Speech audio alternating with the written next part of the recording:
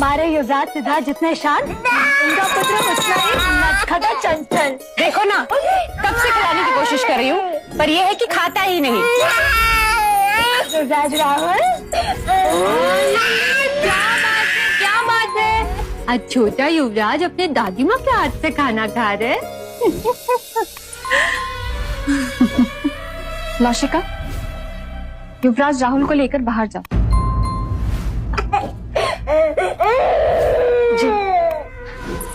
आइए युवराज।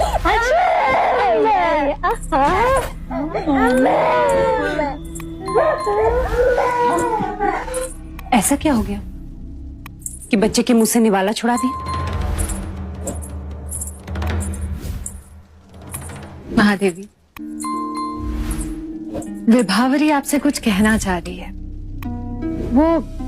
वो कहने का साहस जुटा नहीं पा रही थी, इसलिए मुझे साथ लेकर आई। ऐसा कौन सा संकट आन पड़ा? संकट तो कब का आ चुका है, बस हमारा ध्यान ही उस ओर नहीं गया। निसंकोच कहो। जब से यशोधरा सिद्धार्थ के जीवन में आई है, कुछ न कुछ अशुभ घटता ही जा रहा है।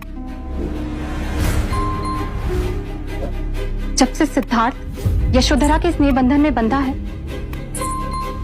तब से सिद्धार्थ और देवदत्त के बीच मनमुटाव हो गया है। दोनों के बीच यशोधरा को पाने के लिए मल्ल युद्ध तक हो गया। यशोधरा का रिश्ता जुड़ते ही कौशल नरेश प्रसन्नजीत के साथ युद्ध तक हो गया। विवाह को टालना पड़ा, यशोधरा की गोद भराई तक ना हो सकी। और आपने भी तो कोई प्रयत्न नहीं छोड़े। तालाब तक नंगे पांव चलकर गई, व्रत रखे, पर क्या हुआ? यशोधरा ने राहु ग्रह की छाया में राहुल को जन्म दिया। सिद्धार्थ को वन जाना पड़ा और सिद्धार्थ को वापस लाने के सारे प्रयास विफल रहे। विभावरी, तुम तो सारा दोष यशोधरा पर डाल रही हो। इस घटनाक्रम से मेरी ही नहीं, बल्कि सबकी धारणा पक्की होती जा रही है कि यशोधरा अपशगुनी है।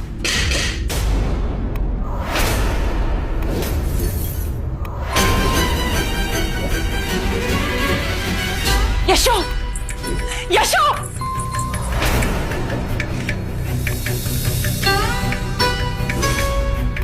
और कुछ भी शुगल ना रह गया अभी। महादेवी, मंगला दीदी, आप चुप रहेंगी, मैं बोलूंगी आज। बेकार है तुम पे विभावरी, बेकार है। पर महादेवी, सबने कहा था। तुम्हारा विवेक मर गया था, जो लोगों की अर्थहीन बातें सुनती रही। इस परिवार में घटी हर दुर्घटना को यशोधरा से जोड़कर तुम उसे दोषी साबित नहीं कर रही हो। अब तो अपनी मंद बुद्धि का परिचय दे रही हो। एक कन्या जब अपने माता पिता का घर छोड़ दूसरे के घर आती है, इस भरोसे के साथ आती है कि उसे ममता का वही आंचल मिलेगा, परंतु तुमने मेरी पुत्री के हृदय पे अपने शब्दों के शूल उस समय चुभाए जब वो बेसहारा अंदर से टूट रही है।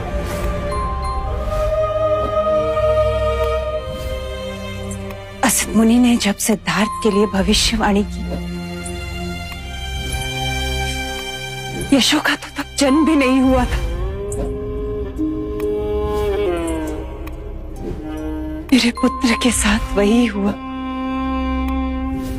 जो वो अपने भाग्य में लिखा कर लाया था, परंतु जो हुआ सिद्धार्थ की स्वयं इच्छा से हुआ। धन्य है यशोधरा, जिसके कारण हमें कुछ और वर्ष सिद्धार्थ के साथ रहने को मिला।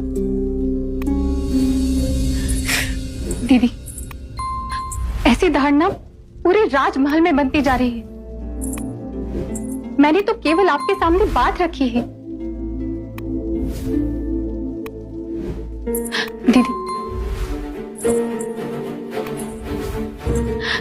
आपको छूकर कहती हूँ, यशोधरा के लिए मेरे मन में कोई मनमुटाव नहीं है। दीदी, आप तो मुझे क्षमा कर दीजिए। क्षमा उससे मांगो जिसकी तुम दोषी हो। यशो,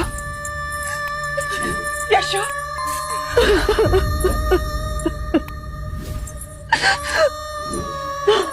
यशो, नहीं, आप सबके दुख का कारण हो।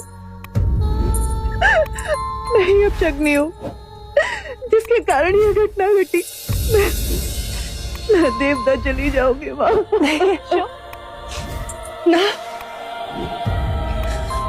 इतनी बड़ी बात कहने से पहले ये भी नहीं सोचा कि तेरे माता पिता किसके सहारे जिएंगे। तू और राहुल ही तो हमारे टूटे हृदय का सहारा हो। तू भी हमसे मुंह मोड़ लेगी तो तड़प तड़प के मर जाएगी।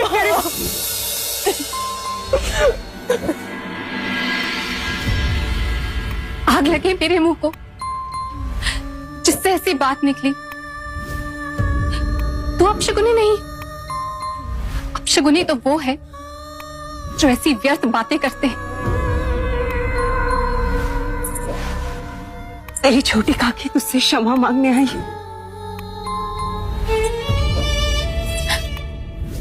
मुझे क्षमा कर दो पुत्री। ये हमारे कुल की रीत कब से हो गई छोटी काकी कि बड़े छोटों से क्षमा मांगे। आपके ये हाथ जब उठे तो आशीर्वाद देने के लिए उठे। जब तक ये सृष्टि है पुत्री, तब तक तुम्हारा नाम इस जगत में त्याग और तपस्या का आदर्श रहेगा।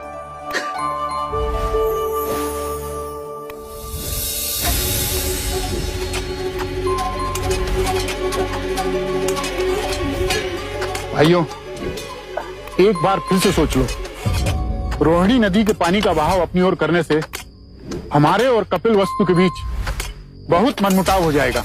मनमुटाव से अब नहीं डरते हम।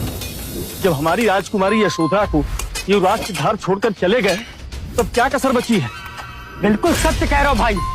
हमारी राजकुमारी का जीवन व्यर्थ करने के बाद तो कपिल वस्तु ने हमसे शत्रुता मोल ले ही ली है। शत्रुता का जवाब शत्रुता है। हमारी यशोधरा के धिक्कार की ईंट का जवाब हम भी पत्थर से देंगे। हाँ, ईंट का जवाब पत्थर से देंगे। ठीक है।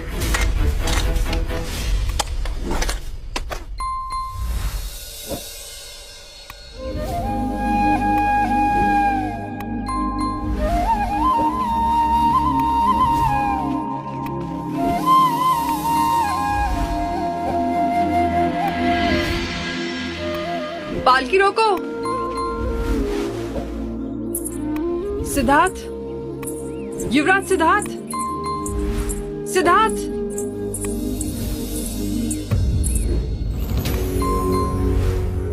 वही कद काठे, वही सौंदर्य। मैं जानती थी कि आप युवराज सिद्धार्थ ही हैं, परंतु आप यहाँ इस दशा में। भिक्षु जल के समान होता है देवी। नदी का बहाव जहां ले जाए वहीं बह जाता है। आप और दर दर के भिक्षु, असंभव। ऐसे मुंह न मोड़िए। क्या यशोधरा के कारण? मैं यशोधरा के लिए अच्छा पति ना बन सका,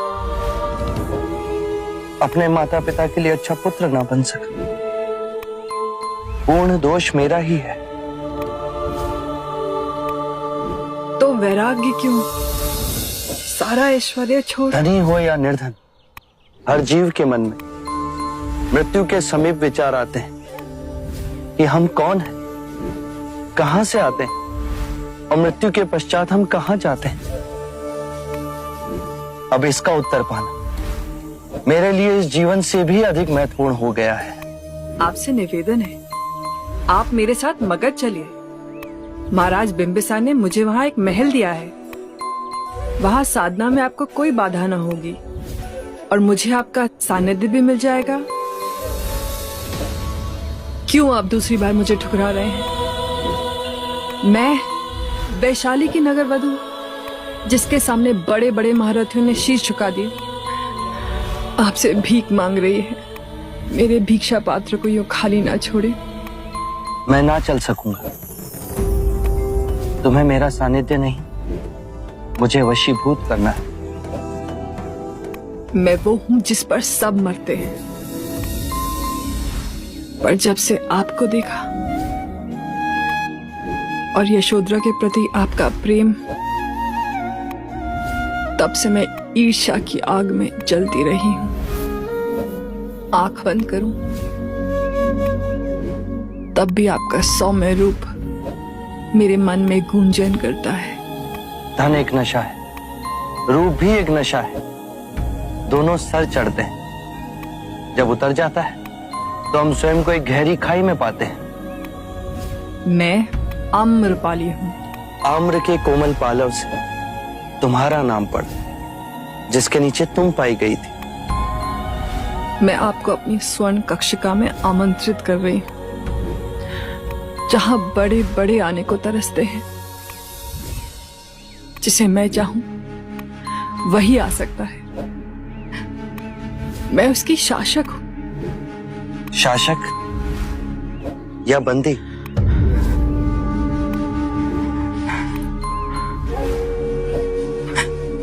आपको कैसे पता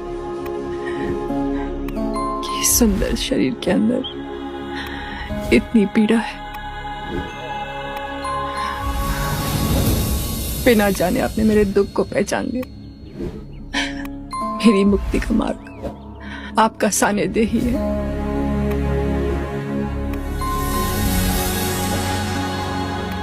आज तुम्हारी पीड़ा ने तुम्हें जागृत किया। अपने अंदर देखो आम्रपाली, कौन हो तुम?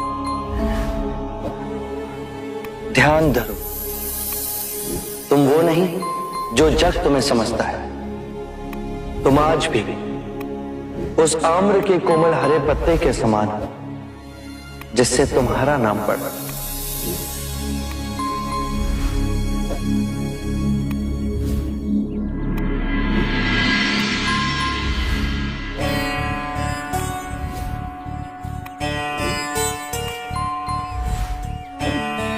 जिसने मन को वश में कर लिया, वो सबसे बड़ा महाबली। तुम भिक्षुक कहाँ हो सिद्धार्थ? भिखारी तो हम हैं।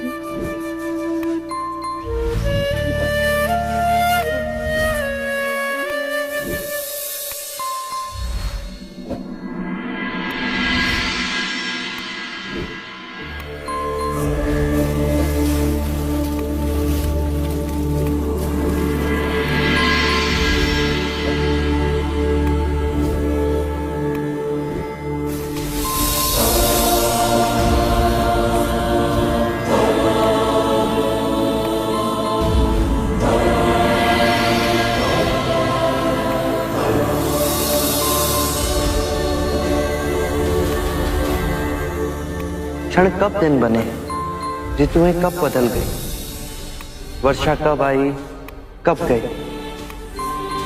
3 वर्ष बीत गए कपिलवस्तु का त्याग किया। उस मुक्ति की साधना में, इस तपश्चर्या के पश्चात मैं अब भी परम सत्य से इतना दूर। क्या मेरे प्रश्नों का कोई प्रति उत्तर नहीं मिलेगा? क्या मेरी खोज ही असत्य थी? ये निराशा का भाव मेरे मन का ही खेल है। आशा और निराशा के ऊपर उठना है। अंतर से लगता है जैसे कोई निधि है, बस उसकी कुंजी कहीं आसपास ही है।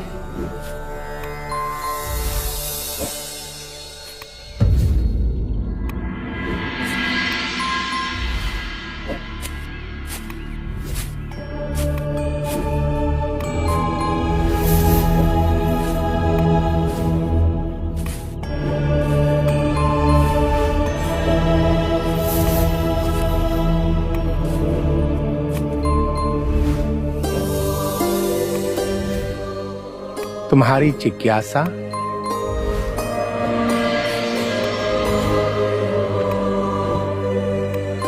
इस सभी से मुक्त कैसे हुआ जाए? इस शरीर को सुखाओ, गलाओ, पिघलाओ, इसके सारे अहंकारों पर विजय पाओ। ये संभव है? क्षत्रिय हो, राजघराने के हो। आपने कैसे जाना? कंधों पर अब भी धनुष खींचने का चिन्ह है।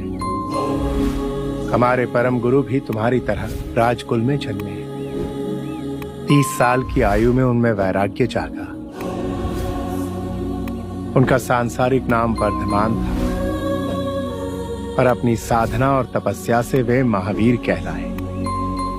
12 साल तक वो गृह त्याग कर अपने शरीर को तपाते रहे, अपनी हर कामनाओं को उपेक्षित किया। फिर वो शांत हो गए, स्थिर हो गए। उन्होंने क्या पाया? केवल जाना कि आत्मा शाश्वत है। समय का कोई भी बंधन उसे बांध नहीं सकता, पर उसके चारों ओर कर्म के कण उसे अस्थिर कर रहे हैं। कर्म के चक्र से आत्मा को मुक्त करना है। अहिंसा इतनी पूर्ण हो कि मन में अहिंसक विचारों का भी स्थान न रहे। सत्य का इतना गहन पालन हो कि कोई भी प्रलोभन सिर्फ शमशान की राख लगे। ना चोरी कर, किसी के अनुभव की भी नहीं, और ब्रह्मचर्य का पालन इतना कठोर कि कोई भी शरीर की इंद्रियों को जगा न सके। सुखा दो हर उस कामना को जो शरीर की इंद्रियों से जागृत होती हो। इतने स्थिर हो जाओ कि मोक्ष की कामना भी समाप्त हो जाए। नीति नीति नीति। सत्य ये नहीं, ये भी नहीं, वो भी नहीं। परम सत्य के मार्ग पे मैं पूर्व के सारे ज्ञानों को नकारात्मक करता रहा। मैंने सब मार्ग सहज ही चुने, परंतु ये मार्ग मुझसे अछूता ही रह गया। ये ज्ञान आपने मुझे दिया, परम धन्यवाद आपका। यदि लकड़ी गीली हो तो उसमें आग सहज नहीं लगती। सत्य का ये भूमि तपस्वियों की है। महावीर के तप ने मुझे एक नई दिशा का आह्वान दिया है।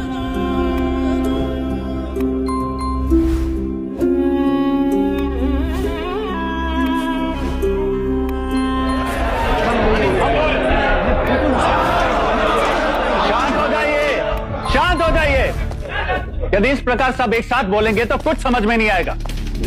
आप लोग अपनी अपनी समस्या एक एक करके बताइए। राजा द्रोणोदन, कोलियों के किसानों ने जगह जगह पर रोहिणी नदी का पानी अपने खेतों की ओर मोड़ दिया है। इससे हमारे किसानों को पानी नहीं मिल रहा है। उनके खेतों में खड़ी हुई फसल नष्ट होती जा रही है। अब यदि महाराज शुद्धोधन ने कोई ठोस निर्णय नहीं लिया तो कपिल वस्तु और कोलियों के बीच अवश्य युद्ध होगा। भाई भाई एक दूसरे के खून से खेत सींचे, क्या यही आपकी नीति है? मैं आप सबकी समस्या महाराज के सामने रखूंगा। समस्या तो उनके सामने हम भी रख सकते हैं, पर महाराज के दर्शन हो तब ना। और दर्शन होंगे कैसे? महाराज को तो जैसे राज्य की सुधि नहीं है। सुधी नहीं है बिल्कुल भी। मेरा एक सुझाव है, यदि महाराज शुद्धोधन पुत्र वियोग के कारण राज्य पर ध्यान नहीं दे पा रहे हैं तो राज्य का कार्यभार किसी और को सौंप देना चाहिए। उचित है, यही उचित है। सभा का अध्यक्ष किसी और को नियुक्त किया जाए। हाँ राजा द्रोणादन, इस सभा का अध्यक्ष आप क्यों नहीं बन जाते?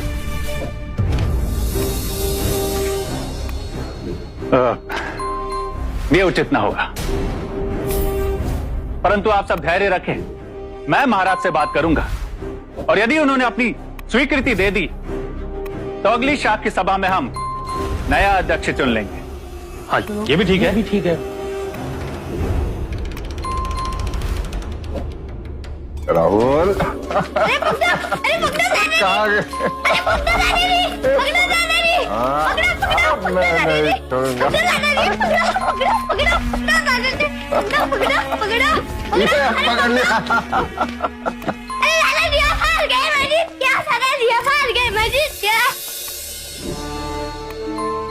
हाँ मैं हार गया।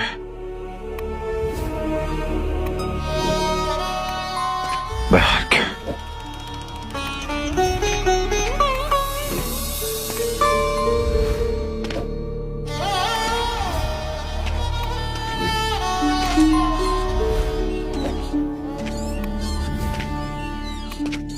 महाराज ऐसे कब तक चलेगा?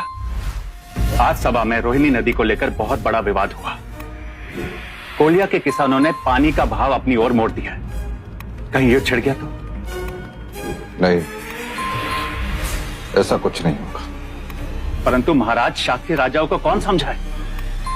और आज तो राजा चतुर्भुज ने ऐसी बात कर दी कि क्या कहा उसने? कह रहे हैं कि महाराज हमारी समस्याओं का समाधान नहीं कर पा रहे तो क्यों ना सभा का कार्यभार किसी और को सौंप दिया जाए। महाराज, मुझे भय है कि कहीं ये राजा अपनी मनमानी न कर बैठे। उन्होंने मेरा नाम स्वयं सामने रख दिया, परंतु मैंने साफ मना कर दिया। कोई युवा ही शाक्य सभा का अधिपति बने तो, जैसे देवदत्त।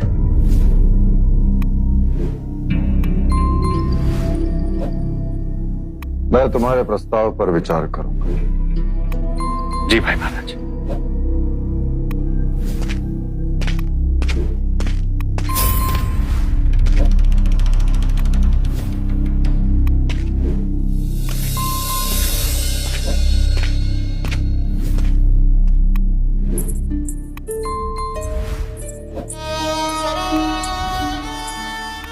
पिताजी, कपिलवस्तु का कार्यभार संभालने के लिए आपसे उत्तम कोई नहीं। मेरा मन उब गया है सबसे। अपनी पुत्री की एक विनती सुनेंगे?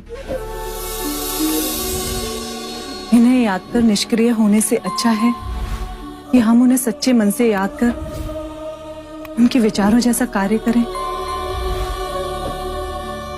पिताजी, राज्य कार्य को संभालने के लिए बहुत समझदारी, धीरज और विनम्रता की आवश्यकता है,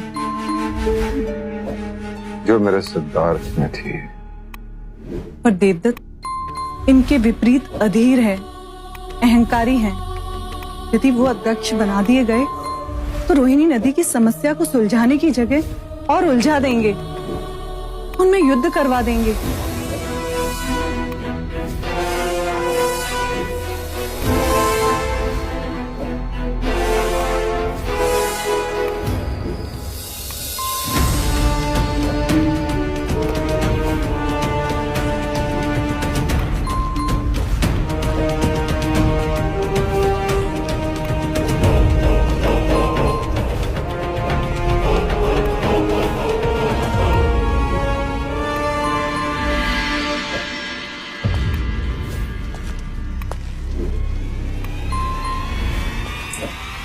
अब इस सिंहासन को ताकने का नहीं, उस पर बैठने का समय आ गया पुत्र।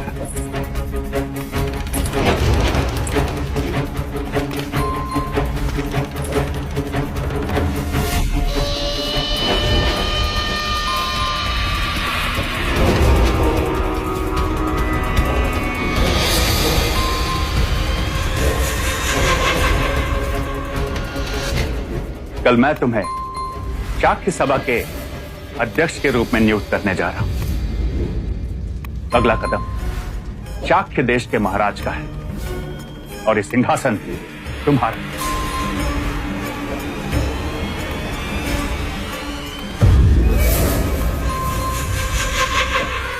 सौ सुनार की और एक लुहार की, ऐसा दांव खेला है आपने आर्य कि अब हमारी सारी कामनाएं पूरी होंगी। अब देखिएगा पिताजी, सबके मन से सिद्धार्थ की स्मृति को मिटा के रख दूंगा। अब चारों ओर मेरी ही जय जयकार होगी। जय जयकार। देव, पुत्र इतना ना भूलो, क्योंकि अब हमें पहले से अधिक सतर्क रहना होगा कि तुम्हारी जगह वो नंद ना ले ले। नंद? जब सिद्धार्थ को ही रास्ते से हटा दिया तो ये नंद क्या चीज है? मसल के रख दूंगा, मसल के।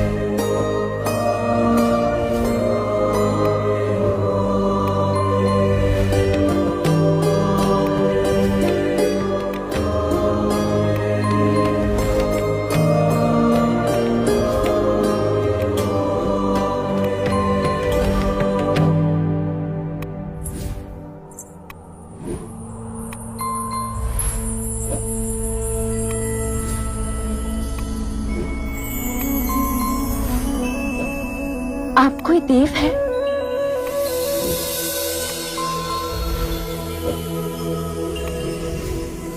केवल मनुष्य। पानी पिएंगे?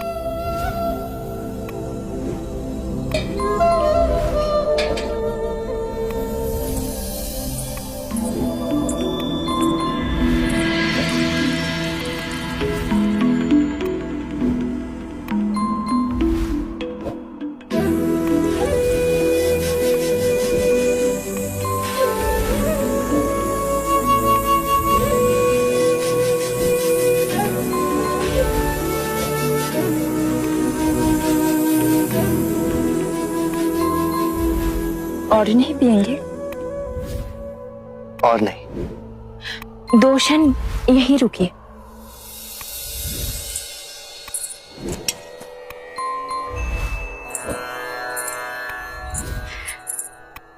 मेरी पूजा का नैवेद्य। मैं तपस्वी हूं, पके हुए खाने का त्याग किए मुझे बहुत समय हो गया, मुझे क्षमा करें। फिर आप क्या खाते हैं? दिन में एक समय कंद मूल फल जो भी पेट से गिरा वो ही खाता हूं। जोगी बाबा का कोई नाम? सिद्धार्थ। सिद्धार्थ। वर्षों से देव की स्तुति की और आज उनके दर्शन हो गए।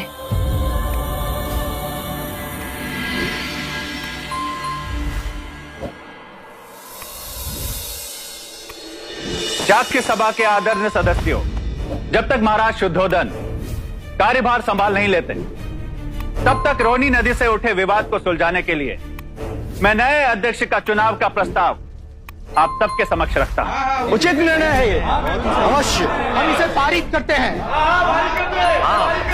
अध्यक्ष पद के लिए आप ही नाम का प्रस्ताव रखें राजा द्रोणोधन। मैंने बहुत विचार किया, हर प्रकार से सोचा। अध्यक्ष पद के लिए कोई युवा होना चाहिए जो साहसी हो, बुद्धिमान हो, जिसमें क्षत्रियों वाले सभी गुण। और मुझे एक ही व्यक्ति सबसे योग्य लगा, कुमार देवदत्त। वाह देवदत्त, अच्छा प्रस्ताव है।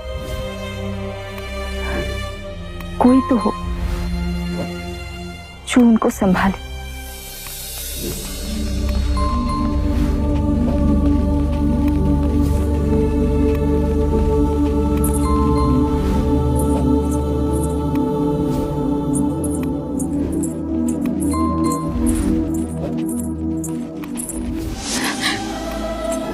आप भी जोगी है? इतने घने जंगल को पार करके आप हमारे गांव में क्यों आए? मैं और मेरे 4 साथी किसी को ढूंढ रहे हैं। अपनी जैसे जोगी को? हमसे कई अधिक उत्तम है वो जोगी। उस गुफा में कई वर्षों से एक जोगी तपस्या कर रहे हैं।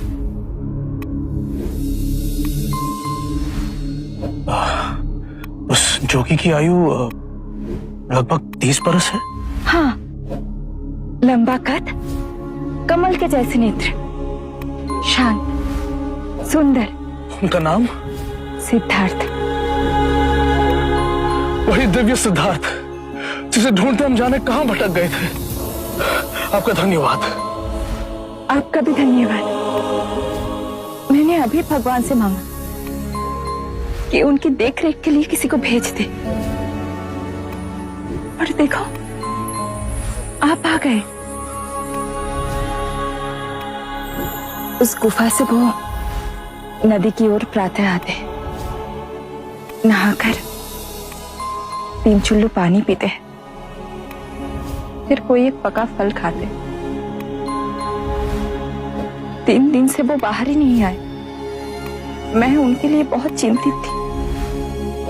इतना कठोर तप कर रहे, कहीं उनका स्वास्थ्य बिगड़ा तो। लेकिन अब आप आ गए। जोगी बाबा तनिक रुके। आप उन्हें ये फल दे देंगे? अवश्य।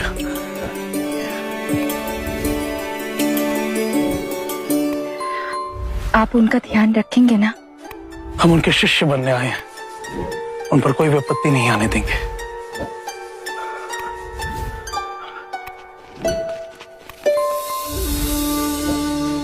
जो आप मुझसे मांग रहे हैं वो असंभव है। क्यों सिद्धार्थ? मेरा गुरु कह रहा है कि मैं उसे अपने शिष्य के रूप में स्वीकार करूं। ये हमारी यात्रा का 3रा चरण है सिद्धार्थ। गुरु शिष्य से गुरु भाई, और अब तुम्हारा शिष्य। वप्पा, असाजी, महानाम और बद्रिका भी इसी आशा में तुम्हारे पास आए हैं।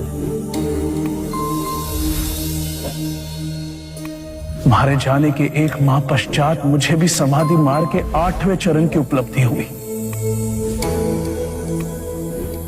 मन में पिपासा जागी कि इसके आगे क्या, और तुम्हारी ओर मन खिंचा चला गया। जब तुम्हारा शिष्य बनने की बात गुरुदेव उद्रक रामपुत्र से कही, वो बहुत प्रसन्न हुआ। तुम्हारी इस तप की यात्रा में तुम्हारे सहायक नहीं तो तुम्हारे सेवक तो बन ही सकते हैं। अवश्य, पर सेवक नहीं, सहयोगी, सहयात्री। जीवन के इस खेल के पीछे जो अविनाशनीय सत्य है, उसे देखने, उससे एक होने की यात्रा में मैं निकला, जिससे मनुष्य जाति के लिए कल्याण का मार्ग खुले। पर इस विश्वास पे मैं डिगने लगा गुरुदेव। तब मुझे एक तपस्वी मिले। उन्होंने मुझे महावीर की प्रेरणात्मक जीवनी सुनाई। शरीर को सुखा, महावीर को परम ध्यान प्राप्त हुआ। अब तक मैं इस मार्ग पर चला नहीं था, और अब इस मार्ग पर स्वयं को समर्पित कर दिया है। तो हम सब तुम्हारे साथ ये तपश्चर्या करेंगे। हाँ, हम सब इस मार्ग पर एक दूसरे के सहायक बन चले, जिसे उस चेतना की सर्वप्रथम अनुभूति हो, वो दूसरों को उस मार्ग पर आगे की ओर ले जाए। अवश्य सिद्धार्थ, अवश्य। याद आया, एक लड़की मिली थी, वो तुम्हारे लिए बहुत चिंतित थी। उसने तुम्हारे लिए ये फल भेजे। सुजाता ने। इस निर्जने में उसने मेरी बहुत सेवा की। परेशान थी कि तुम्हारा स्वास्थ्य न गिर जाए। बहुत करुणा है उसके हृदय में। ये फल आप ही ग्रहण करें।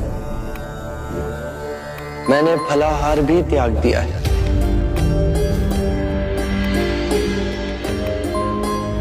तो सिद्धार्थ, अब मैं केवल जल ग्रहण करता हूं। सत्य कथा, पुरुषार्थ कथा, सुनो सुनो। इस स्थान से कोलिया के किसानों ने नदी का बहाव अपनी ओर मोड़ लिया है। उन्होंने तो ठान लिया कि अब खून की नदी बहाकर ही चैन लेंगे।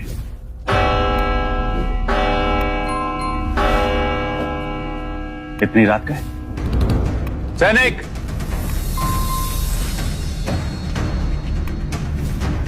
किसने इस समय हमारे कार्य में विघ्न डाला? जाओ जाके उसे दंड दो। रुक जाओ, ये तुम क्या कह रहे हो अनुज? कोई याचना लेकर आया होगा। जाओ, कौन है? लेकर आओ उसे।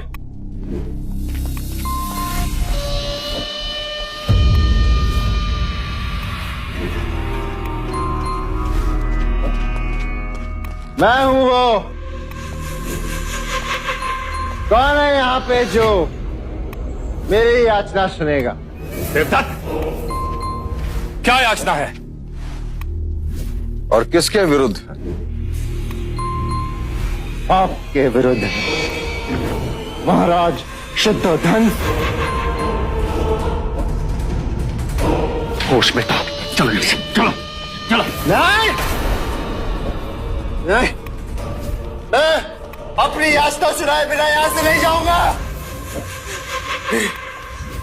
महाराज शुद्धोधन, आपने मुझे सदा अपमानित किया है। बचपन में गोद में बिठाया और धकेल दिया, और आज पहले अध्यक्ष के आसन पे बिठाया और मेरे हाथ पकड़ के उठा दिया।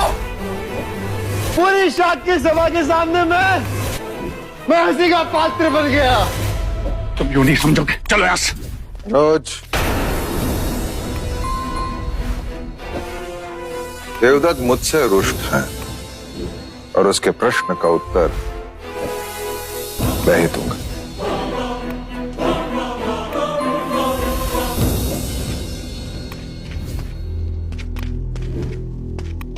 पुत्र,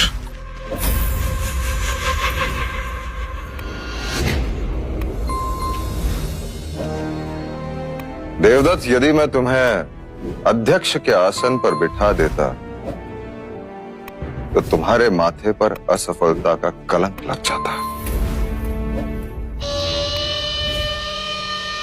कैसे? कोलिया नरेश राजा दंडपानी केवल मुझसे ही वार्तालाप करने के लिए तैयार है, और यह समस्या अत्यंत गंभीर भी हो सकती है, और उसका सारा कलंक, सारा दोष तुम्हारे माथे पर होता। पुत्र, वाह महाराज, आपने मुझे कुछ बनने से पहले ही अपंग बना दिया। वो तो क्या? चलो यहां से। पक्षपाती हैं आप। चुप हो जाओ। क्योंकि मैं सिद्धार्थ नहीं हूं ना, इसलिए आपको अपना नहीं हूं, इसलिए देवदत्त, मैं कहता हूं चलो यहां से। विश्वास नहीं है आपको मुझ पे। ये स्वयं की तुलना सिद्धार्थ से कर, उसके गुणों का एक कण तो होता इसमें। इसने नहीं देखा, जीत के पश्चात शाक्य संघ ने सिद्धार्थ को सर पर चढ़ा दिया। उसके पश्चात उसी सभा में उसका सभा पद भी छीन लिया था।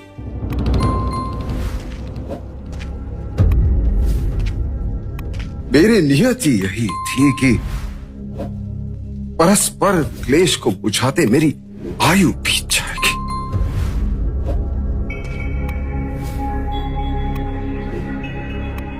मेरा पुत्र सिद्धार्थ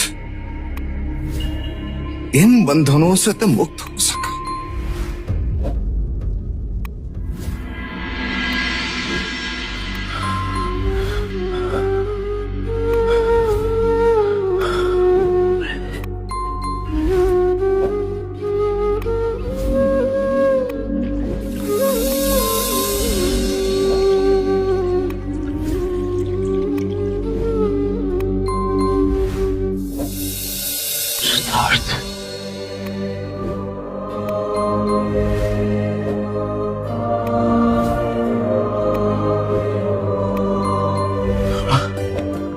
पानी और जल ग्रहण कर लो।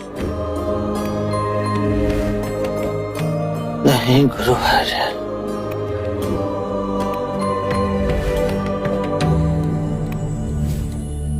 मैंने जल भी त्याग दिया।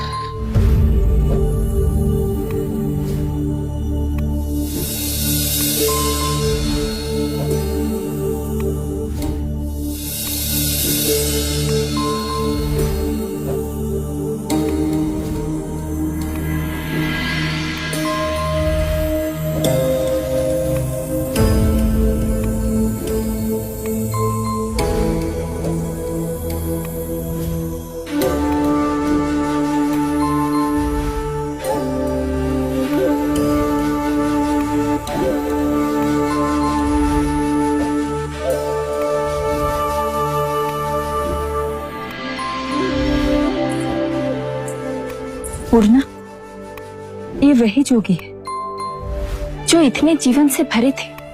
उनके एक साथी तपस्वी को मैंने ये कहते सुना कि उन्होंने कई दिनों से पानी तक नहीं पिया है। हे ईश्वर, ये कैसी तपस्या है जो पानी से पैर बांधे? सिद्धार्थ बहुत दुर्बल हो गए हैं, बड़ी कठिनाई से तो चल पाते हैं। उन जैसी तपस्या और कोई नहीं कर सकता। अब तो बस यही प्रार्थना है कि उसे मुक्ति का मार्ग मिल जाए। सिद्धार्थ मुक्ति के द्वार के समीप ही है। इतने कठिन तपश्चर्या से उसके मन से जो पुकार उठेगी वो आकाश का सीना भेद के रख देगी।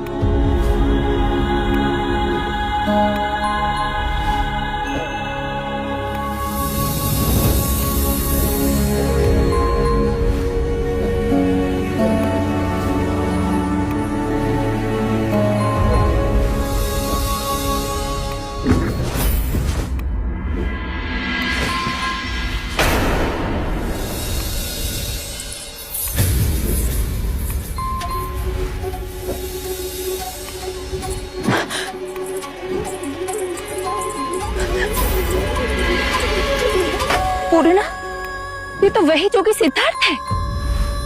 पानी लेके आओ।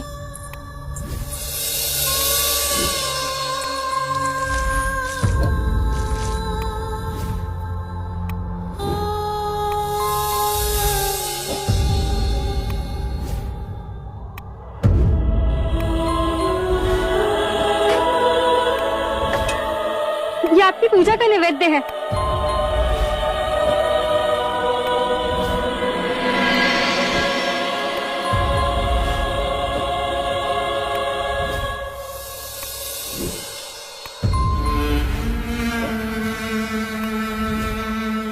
जब आप यहाँ आए थे तो कितने ओजस्वी थे। क्या खोज रहे हैं? इसके कारण आपकी ये दुर्दशा हो गई।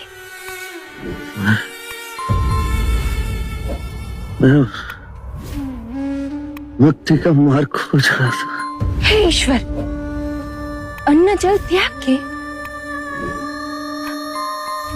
जब शरीर ही ना बचेगा, मुक्ति मिलेगी कैसे? मुक्ति मिलेगी कैसे? मुक्ति मिलेगी कैसे? मुक्ति मिलेगी कैसे? मुक्ति मिलेगी कैसे? माँ कहानी सुनाओ ना। अब प्रतिदिन तुम्हारे लिए नई कहानी कहाँ से लाऊं मैं? यशोधरा, बाल हट है, कहानी तो सुनानी होगी। क्यों राहुल? वो चिड़िया वाली सुनाओ ना माँ। अच्छा सुनो। तुम्हारे पिताजी जब छोटे थे, बिल्कुल तुम्हारी तरह, तो वो उपवन में घूमने निकले। वहां उन्हें एक बहुत सुंदर पक्षी दिखाई दिया। तुम्हारे पिताजी उस पक्षी को बहुत आनंद से देख रहे थे कि अचानक किसी ने उसके ऊपर बाण चला दिया। वो घायल पक्षी तड़पता हुआ धरती पर गिर पड़ा। तुम्हारे पिताजी ने देखा तो सामने वो यशोधरा, जब देखो तब मेरे देवदत्त की बुराई की कहानी सुनाती रहती। वो देवदत्त कहाँ थे?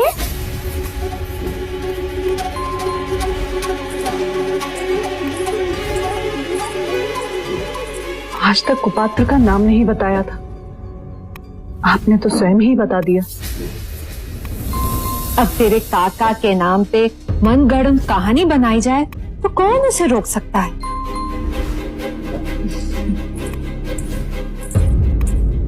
राहुल, बैठ। तेरे अपने पिताजी जिनकी इतनी आरती उतारी जाती है, वो तुझ बेचारे के सुध लेने भी ना आए। माँ पिताजी कहाँ गए हैं? बोलो यशो।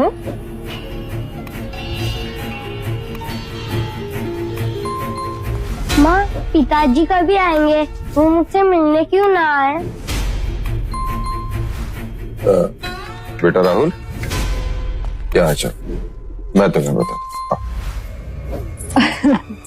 यशो, ये भी बिल्कुल अपने पिता पे गया है। एक प्रश्न के बाद दूसरा प्रश्न। यशोधरा, इसके सारे प्रश्नों का उत्तर दे दो। कहीं ऐसा ना हो कि ये भी अपने पिता की तरह अपने प्रश्नों के उत्तर खोजने वन चला जाए। माँ, जरा तो लज्जा करो। यशोधरा की चोट को सदैव कुरेदने की क्या आवश्यकता है? जो स्वयं घायल हो, विवश हो, वो दूसरों को तो घायल करेगा ही ना। आपको यशोधरा की बड़ी चिंता है, और मेरी? आज भी जब मैं आपको देखती हूँ तो मेरे पुराने घाव फिर से हरे हो जाते हैं। तेरे क्रोध की और परीक्षा न लो। मुझसे किए हुए छल का घाव तो ना भर सके और मुझे आंखें दिखा रहे। मेरे टूटे हुए मन से पुकार निकली और भगवान ने आपका भी सर्वनाश कर दिया।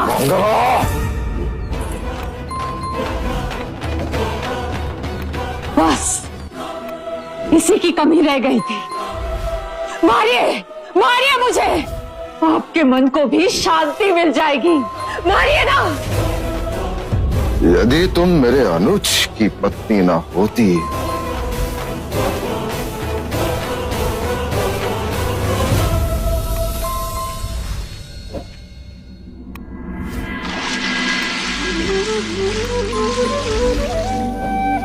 शरीर को सुखा मैंने केवल अपना ही घात किया।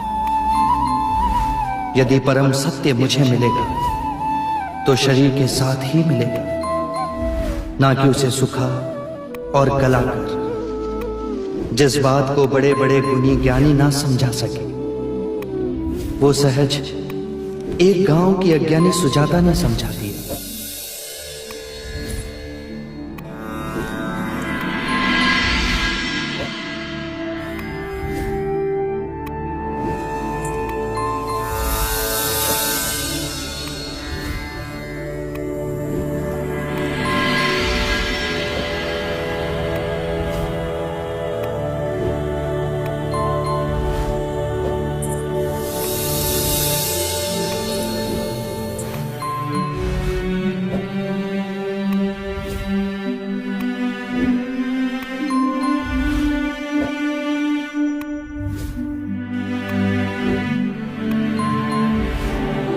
तुम्हारी कई बातों में बड़ा सत्य था सुजाता। मैं कठोर तप के चरम बिंदु तक पहुंचा, पर वहां कुछ नहीं मिला। मेरी इस भ्रांति को झुटलाने वाली तुम मेरी प्रथम गुरु।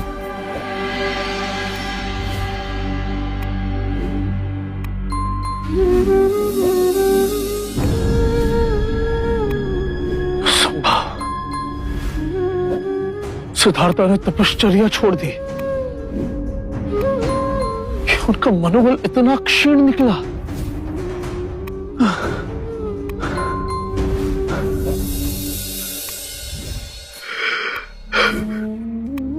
आपकी ही राह देख रहे थे, आपकी आंखों में आंसू कैसे? जिस पर भरोसा कर अपने प्राणों की आहुति देने हम सब चले थे, वही अपने पद से टिक गया।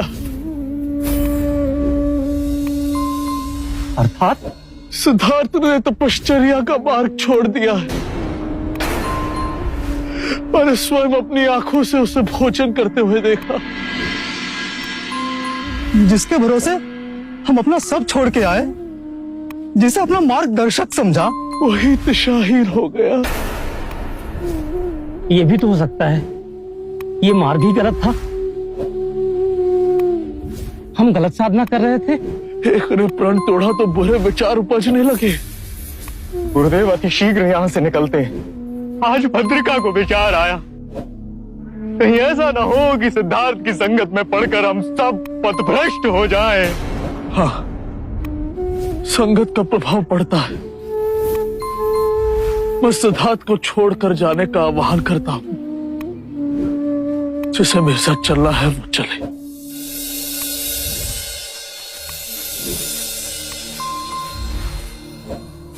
डरो मत। ये घास लिए कहाँ जा रहे हो? अपनी भैंसों के लिए। नहीं, मैं छोटी जाति का हूँ, अछूत हूँ। अगर आप मुझे छुएंगे तो आप अपवित्र हो जाएंगे। नहीं, तुम्हारे छूने से मैं अपवित्र नहीं हो सकता।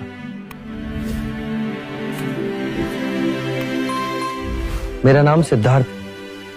तुम कौन हो? मैं स्वस्ति हूँ। आप सन्यासी हैं? हाँ, इस वृक्ष के नीचे बैठ मैं साधना करूंगा। मैं इस कुशाघास से आपके लिए आसन बना दूं? अवश्य। तुम्हारे हाथ से बने इस आसन पर बैठ मुझे प्रसन्नता होगी।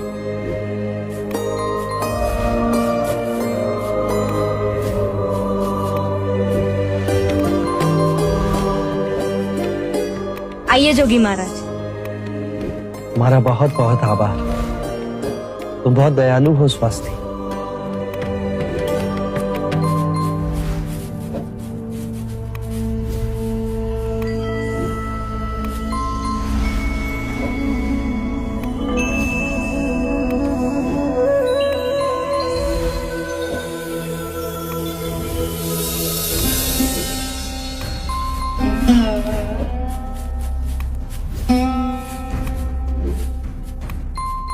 सिद्धार्थ, हमें जाने की आज्ञा दीजिए। आपका साथ यहीं तक नियत था। आप मेरे जीवन के कठिन मोड़ पे आए और अब जाने के लिए कह रहे हैं। जाने का कारण तुम ही हो सिद्धार्थ। जिस सिद्धार्थ को मैंने अपना ज्ञान दिया, अपना गुरु भाई, फिर अपना गुरु माना, अब तुम वो कहां रहे? मनुष्य कितनी अवस्थाओं से इस एक ही जीवन में परिवर्तित होता है। बाल अवस्था से परिवर्तित हो उसका रूपांतरण युवा अवस्था में होता है, और युवा अवस्था परिवर्तित हो प्रौढ़ अवस्था आती है। ये प्रकृति के नियम की बात है। तो फिर हम प्रकृति के नियमों से भिन्न कैसे हो? हमारे अंतर और बाहर प्रकृति के नियम है। पुरुषार्थ तो कुछ है ना, अपने वचन पर अडिग रहने का मूल्य तो कुछ है ना। तुम्हारा ये पतन देखकर मुझे बहुत पीड़ा हो रही है। तुम पथ भ्रष्ट हो गए हो सिद्धार्थ। उस पथ का परीक्षण कर उसे व्यर्थ पाए, या उस पथ पर चलने का साहस समाप्त हो गया?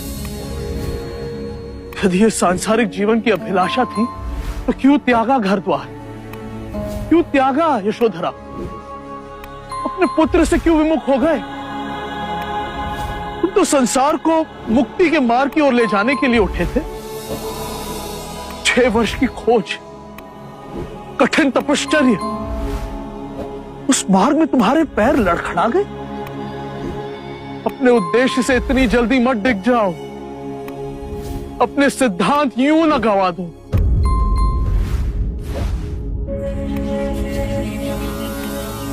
गुरुवर्य, केवल अपनी बुद्धि से नहीं, स्वयं अपने आप को उस आग में तपाकर यदि ये जाना कि उस मार्ग में कोई त्रुटि है तो उसे छोड़ देना ही उचित है। जीवन नदी के पानी का बहाव है, यदि एक स्थान पर रुक जाए तो दूषित हो जाता है। मैं जीवन के बहाव और ऊर्जा के आगे खड़ा हो गया था, घास के उस कोमल तिनके की तरह ना बन सका जो हवा के बहाव के साथ बहता है पर अपनी मिट्टी से नहीं उखड़ा जा सकता। मैं आपको आश्वासन देता हूं कि मैं उस घास के कोमल तिनके की तरह अवश्य बनूं।